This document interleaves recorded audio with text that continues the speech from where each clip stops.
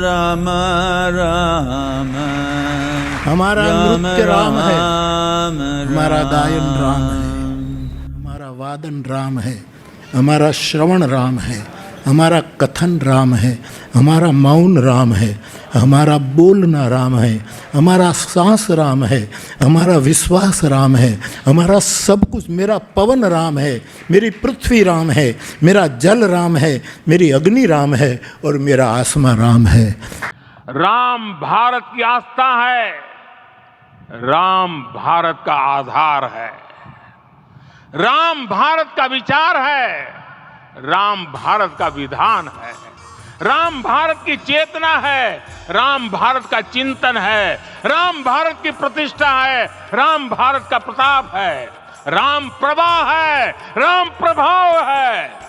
भय प्रगट कृपाला दीन दयाला कौसल्या हितकारी हर्षित महतारी मुनि मनहारी अद्भुत रूप निहारी। भय प्रगट कृपाला दीन दयाला कौसल्या हितकारी हर्षित महतारी मुनि मनहारी अद्भुत रूप निहारी।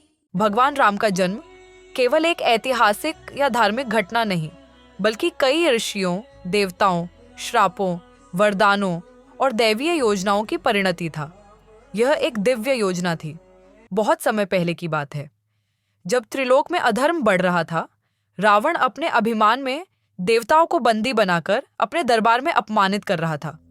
उस समय सभी देवता ब्रह्मा और विष्णु के पास गए।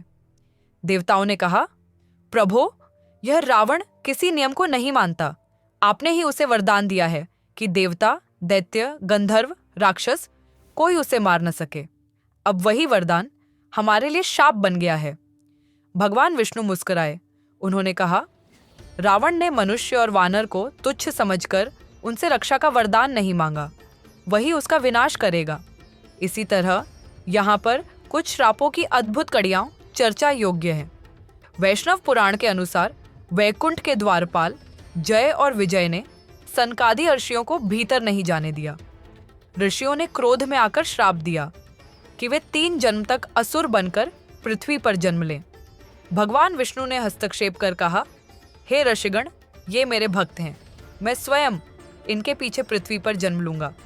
इस श्राप के फलस्वरूप जय और विजय पहले जन्म में हिरण्याक्ष और हिरण्यकश्यप, दूसरे में रावण और कुंभकर्ण और तीसरे में शिशुपाल और दंतवक्र बने। रावण वास्तव में जय का ही दूसरा जन्म था और उसे मारने के लिए विष्णु ने राम के रूप में जन्म लिया। शिव पुराण कथा के अनुसार रावण शिवभक्त था। एक बार कैलाश पर्वत पर जाकर उसने नंदी, शिव के वाहन, का अपमान किया। नंदी ने क्रोधित होकर कहा, हे रावण, तुझे वानरों के हाथों मृत्यु प्राप्त होगी जो मेरी संतति जैसे होंगे। यही कारण था कि हनुमान, सुग्रीव और वानरों की सेना ने राम के साथ मिलकर रावण का नाश किया। तुलसी के श्राप और वरदान संबंधी लोक कथा के अनुसार देवी तुलसी के पति जालंधर को भगवान विष्णु ने छल से मारा। क्रोधित तुलसी ने उन्हें श्राप दिया कि वह मनुष्य रूप में जन्म लेकर पत्नी वियोग का कष्ट भोगें। इस श्राप का फलस्वरूप राम को वनवास जाना पड़ा और सीता माता का अपहरण हुआ। कारण हुआ तो फिर राम का जन्म कहाँ और कैसे हुआ? वाल्मीकि रामायण के अनुसार राजा दशरथ अयोध्या के प्रसिद्ध सूर्यवंशी राजा थे।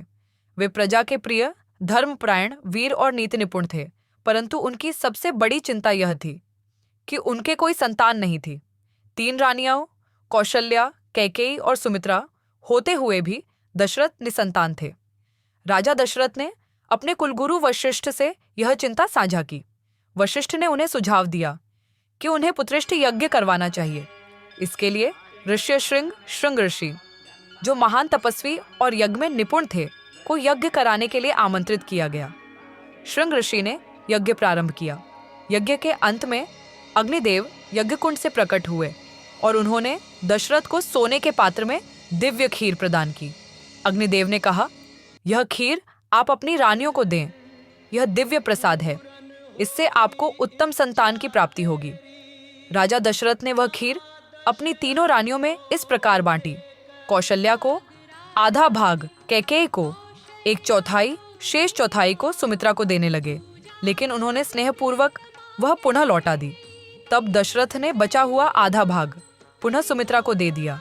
इसके फलस्वरूप कौशल्या से भगवान श्री राम का जन्म हुआ, कैकेयी से भरत, सुमित्रा से लक्ष्मण और शत्रुघ्न का जन्म हुआ।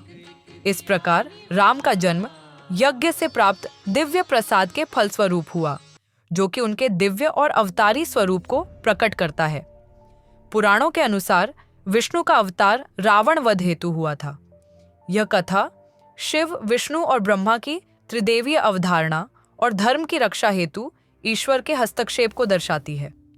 रावण, जो लंका का राक्षस राज था, अत्यंत शक्तिशाली और विद्वान था। उसने ब्रह्मा जी से वरदान प्राप्त किया था कि उसे कोई देवता, असुर, राक्षस, गंधर्व, यक्ष या किन्नर नहीं मार सकता।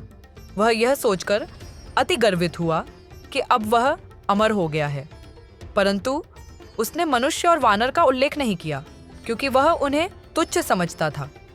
रावण के अत्याचार से त्रिलोक त्रस्त हो गया।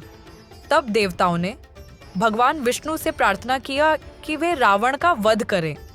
भगवान विष्णु ने आश्वासन दिया कि वे मनुष्य रूप में अयोध्या के राजा दशरथ के पुत्र के रूप में अवतरित होंगे। वे यज्ञ की खीर के माध्यम से कौशल्या के गर्भ से जन्म लेंगे और कालांतर में रावण का वध कर धर्म की स्थापना करेंगे। इस कथा में राम का जन्म, धर्म की पुनर्स्थापना और अधर्म के नाश हेतु हुआ एक ईश्वरीय अवतार माना गया है। राम विष्णु के 7वें अवतार हैं।